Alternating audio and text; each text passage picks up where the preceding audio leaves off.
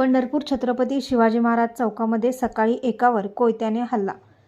पूर्ववैमनस्यातून मित्राने मित्रावर वार केला असल्याचं समजतंय. आज सकाळी 9 वाजण्याच्या सुमारास छत्रपती शिवाजी महाराज चौकामधून सुभाष ज्योतिराम लिमकर जात असताना पाठीमागून येऊन अमित वाठारकर याने सुभाष उर्फ नाना लिमकर याच्यावर कोयत्याने डोक्यावर वार करत असताना वार चुकला व खांद्यावर लागला व लिमकर जमिनीवर पडला असता आरोपी तेथून पळून गेला.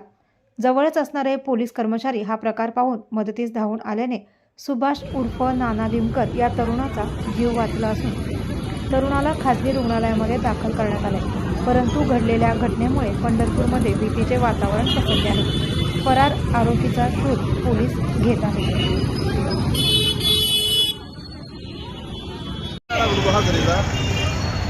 बरं झालं तुम्ही आला नाही तर ती परतच होतं बाळा. माझ्या अंगावर काटत रोगा नको कोई तुम्हाला मारते. मग काय बरोबर आहे. मारते काय झालं? आता झाले 2 मिनिटं 1-5 मिनिटं झाली. लागलंय काय?